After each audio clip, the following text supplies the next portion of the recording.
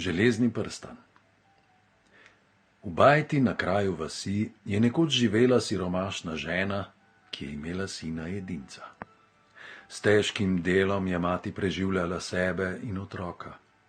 Ko je sin dorasel v dečka, je spoznal, kako težko je njuno življenje.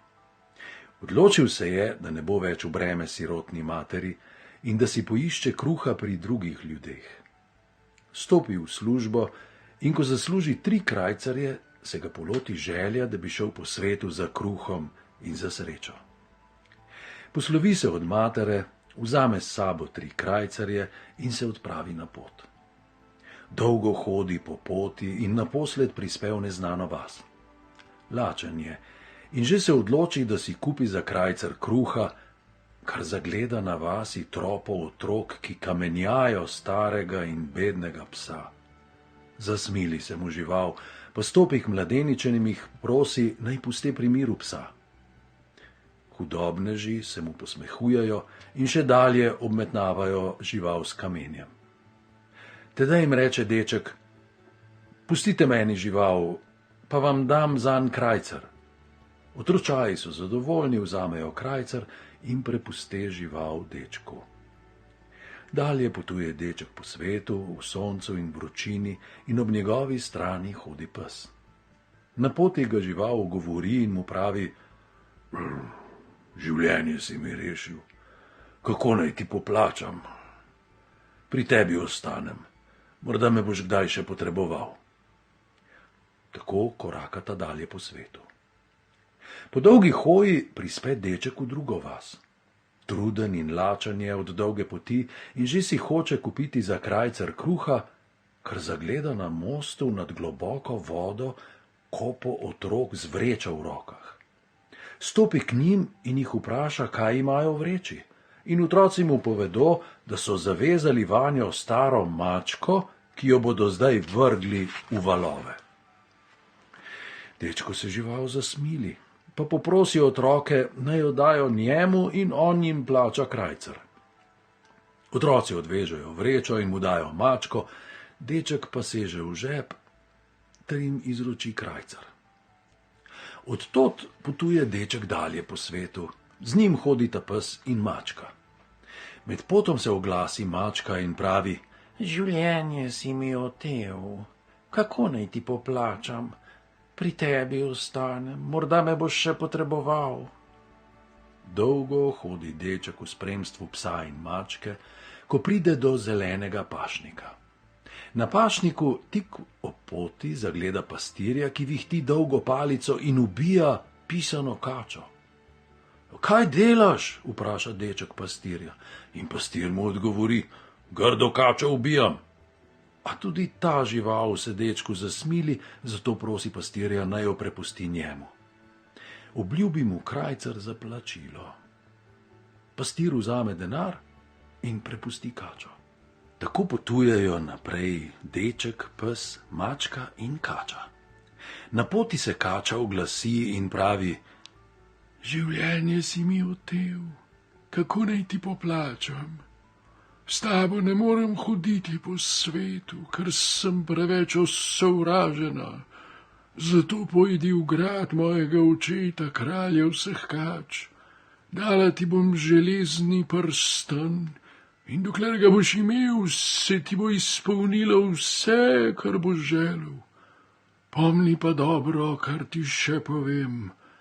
Ko pridemo do gradu, se ustavi pred vhodom, in ko ti bom vrgla prstan v roke, se ulezi na tla, kajti takrat se bo moj oče, kralj vseh kač, hudo razsrdil in bo zamahnil z repom, da se bo zemlja stresla. Deček je odgovoril, da je vse razumel in da bo storil, kakor mu je svetovala. Preko pašnika dospe deček v spremstvu živali pod visoko goro. Od tod plezajo po strmini med gorovjem in skalami, kakor jim kača kaže pot. Pridejo pod vrh gore, tam je bila visoka navpična skala in pod to skalo je bil grad kralja vseh kač. Kača pripelje dečka do vhoda in mu reče, naj tam počaka. Sama se splazi v grad in po kratkem času mu vrže v roko železni prstan. Deček ga vzame, nato se vrže hitro na tla, kakor mu je bilo naročeno. Takrat zašumi, kakor vihar, in kralj vseh kač zamahne s tako silo pred vhodom, da se zemlja strese. Nato se vse pomiri. Deček vstane in se vrne v dolino. Dolgo že ni jedel, zato čuti lakoto v sebi. No, sedaj mu je vse laže kot prej. Sede kraj poti in si poželi jedi in glej, že so pred njim. Naje se in nasiti tudi živali, nato krene proti domu, da osreči mater in sebe. Zveseli se mati, ko ugleda sina, čeprav se je vrnil navidezno ubog, kakor je bil prej. Deček pa ji ničesar ne pove. Zvečer gresta mati in sin počivat. Ko ležeta v posteljo in ko mati zaspi, si deček zaželi, da bi bila na mestu, kjer je domača hiša, prelepa palača z visokimi okni in prostranimi sobami. V teh sobah naj bi bila lepa oprava in draga posoda. Mati in on naj bi se zbudila v mehkih in lepih posteljah. V omarah naj bi bila najlepša oblačila in v izbi na mizi naj bi bila najboljša jedila. Okoli palače naj bi se razprostiral lep vrt in v njem naj bi cvetele pisane cvetlice. Kar je deček mislil, se je tudi zgodilo. Ko se mati zjutraj zbudi, se zelo začudi. Namesto v stari bajti se znajde v prelepi palači, mesto na trdi posteli se zbudi na mehkih belih blazinah v prelepi sobi. Vstane in gre iz sobe v sobo in druga je lepša od druge. Pride v izbo in vidi mizo obloženo z najboljšimi jedili. Naposled stopi v sobo k sinu in ga vpraša v strahu in veselju, kako je mogoče, da se je takoj spremenilo. Deček ji pove vse po vrsti, kako je hodil po svetu, kaj je doživel in kako je dobil železni prstan. Zdaj živita mati in sin srečna in vesela. Ničesar jima ne manjka, kar si lepo želita, vse se jima izpolni. S časom dorase deček v mladeniča in mati se postara, da ne more več vseh hišnih del opraviti. Odloči se mladenič, da se poroči. Reče torej materi: grem, da si poiščem nevesto in jo pripeljem na dom. Tako boste živeli v miru in ne bo vam treba veliko delati in skrbeti. Mladenič se odpravi in gre naravnost do kralja tiste dežele ter ga prosi, naj mu da hčer za ženo. Kralj se zavzame in se skoraj razhudi, češ, kako si upa preprost človek prositi za roko njegove hčere. A slišal je bil o mladeničevi sreči in o prelepi palači, pa si misli, kako, kar tako ga že ne odženem, postavim mu pogoje in ker jih ne bo mogel izvršiti, bo moral oditi praznih rok. Obrne se k mladeniču ter mu pravi: dam ti hčer za ženo, če postaviš na moj vrt najlepšo in največjo smreko, ki raste v gozdu. Drugo jutro vstane kralj ob zori in se nemalo začudi, ko vidi v vrtu največjo in najlepšo smreko, kar jih je bilo v gozdu. A tudi sedaj se obotavlja in noče dati snubcu besede. Reče mu drugič: dam ti hčer za ženo, če zgradiš poleg mojega gradu palačo iz samega stekla. Naslednji dan vstane zelo zgodaj in poleg gradu ugleda palačo iz samega stekla. Še v tretje pravi mladeniču: dam ti hčer za ženo, če narediš, da bo peljala od tvojega gradu do mojega široka cesta in da bodo rasla ob cesti najlepša drevesa, pa tako, da bo vsako drugačno in da bo na vsakem drevesu prepevala druga ptica. Tretji dan vstane kralj zarana in vidi, da drži od njegovega gradu do mladeničevega široka cesta in da rasejo ob cesti drevesa, ob katerih je vsako drugačno in poje na vsakem drevesu druga ptica. Sedaj se kralj ne more več ustavljati. Vda se ter obljubi mladeniču hčer v zakon.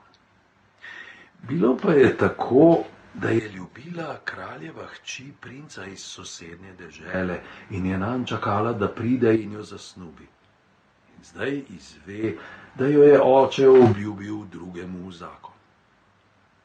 Očetovi volji se ne more ustavljati, a v srcu sklene, da se bo maščevala nad mladeničem. Kralj priredi bogato gostijo in mladenič ter princesinja se poročita. Po poroki odpelje mladi mož svojo ženo na novi dom in njegova mati jo sprejme rade volje in z odprtimi rokami. Kraljeva hči je navidezno zadovoljna, prijazna je do mladeniča in njegove matere. Mladenič je vesel, ker misli, da je osrečil nevesto, mater in sebe. Kraljeva hči je navidezno zadovoljna, prijazna je do mladeniča in njegove matere. Mladenič je vesel, ker misli, da je osrečil nevesto, mater in sebe. Pa čeravno se nevesta dobrika mlademu možu, kuje v srcu črne naklepe in komaj čaka, da bi se ga iznebila. Ko nekoč najde kraljeva hči mladeniča na samem, ga vpraša sladko in zaupljivo: povej mi, kako je to, da lahko narediš vse, kar hočeš? Mladenič se spočetka obotavlja, a naposled ji vse zaupa in ji pove, da ima železni prstan in kar si zaželi, vse se mu izpolni.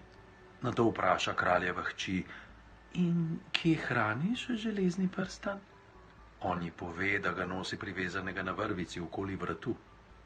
Ko gresta zvečer počivat in ko mladenič zaspi, se skloni kraljeva hči k njemu, mu odpne srajco, prereže s škarjami vrvico in mu vzame prstan. Drugo jutro se mladenič zbudi in ne more verjeti svojim očem. Znajde se v bajti, ki sta jo imela z materjo, preden je dobil železni prstan. Lepe palače ni bilo nikjer, pa tudi princesinja je bila izginila. Žalosten in potrt hodi okoli in ne ve, kaj bi počel.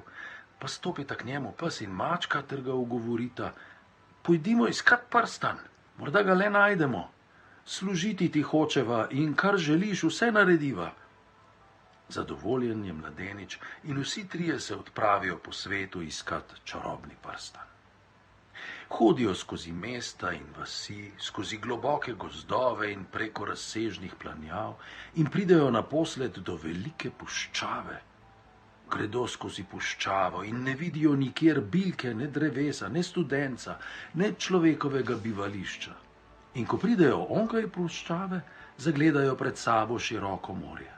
Ustavijo se na bregu morja in mladenič je še bolj žalosten. Pes in mačka pa ga potolažita in rečeta: tu ostani in naju počakaj. Midva greva v vodo, preplavava morje in če najdeva železni prstan onkraj morja, ti ga prineseva. Mladenič je zadovoljen in živali skočita v vodo. Plavata noč in dan po morju in tretje jutro dosežeta drugi breg ter stopita na suho. Hodita po tuji deželi in ne hodita dolgo, ko prideta do prelepega gradu. Ustavita se pred obzidjem, a v grad ne moreta, kajti vrata so bila zaprta. Pa gresta okoli obzidja in prideta do drevesa tik ob zidu. Ustavita se in mačka pravi psu: ti me počakaj, jaz splezam po drevesu na zid in grem od tod v grad in pogledam, ali je v njem železni prstan. Mačka spleza na drevo, z drevesa skoči na zid, z zida pa na tla. Sedaj gre v grad in zamjavka, kakor je pri mački v navadi. Mjau. In takoj prihiti kraljeva hči. Pogleda mačko in pravi princu iz sosednje dežele, s katerim je sedaj tudi živela: glej, prav tako mačko smo imeli na prejšnjem domu. Naj ostane kar pri nas, nam bo vsaj miši lovila. Mačka ostane v gradu in stika skrivaj po vseh kotih in po vseh prostorih, da bi našla železni prstan, a vse zaman. Povsod je že bila, vse je preiskala, le v princesijino sobo se ji ni posrečilo priti. Nekoč najde vrata v to sobo odprta. Zmuzne se skoznje in skoči pod posteljo, da bi se skrila. Tako čaka večera in noči. Zvečer prideta princ in princesinja v sobo in ko ležeta počivat ter zaspita, se splazi mačka izpod postelje in išče po sobi, da bi našla železni prstan. Kar zagleda drobno miško in hop, plane nanjo ter jo zagrabi. Miška pa se oglasi in pravi: pusti mi živeti, za plačilo ti poiščem in prinesem železni prstan. Mačka jo izpusti in miška steče pod omaro ter prične gristi. Gloda in naposled se pregloda v omaro. Zleze vanjo in prinese ven železni prstan. Izroči ga mački, sama pa skoči v luknjico. Zdaj razmišlja mačka, kaj naj naredi, da pride neopažena iz sobe. Pa začne mijavkati in mijavka, dokler se ne zbudi princesinja, ki vstane iz postelje ter jo zapodi skozi vrata. Mačka nese železni prstan iz gradu, skoči na obzidje in spleza po drevesu na tla. Tu najde psa in mu pove, da je našla, kar sta iskala. Sedaj potujeta zopet proti domu. Prideta do morja, skočita v vodo in plavata proti drugemu bregu. Ko pa sta sredi morja, reče pes: Dej, da nesem jaz prstan. Ničesar še nisem storil za gospodarja, da bi mu poplačal dobroto, ko me je rešil iz rok hudobnežev. Mačka se brani in mu neče dati prstana in tako se prepirata, v prepiru pa pade mački prstan iz gobčka v morje. Hudo žalostna sta oba. Molče plavata dalje. Zgodi se pa, da priplava mimo zlata riba. Pes jo popade, a riba ga prosi: pusti mi življenje, za plačilo ti prinesem železni prstan, ki leži na dnu morja. Pes izpusti ribo, riba splava v globino morja, prinese železni prstan in mu ga da. Zopet sta živali veseli in plavata urno proti bregu. Ko priplavata, pes in mačka tretji dan k bregu, najdeta tam mladeniča, ki ju je čakal. Pes mu izroči prstan in mačka mu pripoveduje, kje in kako ga je dobila. Zdaj se vrnejo vsi trije proti domu. Doma pove mladenič sirotni materi, da je zopet našel železni prstan in tudi ona je srečna in vesela. In mladenič priveže prstan na vrvico ter si ga obesi okoli vratu. Potem pa si misli in reče: princ in princesinja naj živita odslej v tej revni bajti, mi pa se preselimo v prelepi grad onkraj morja. In zgodilo se je tako.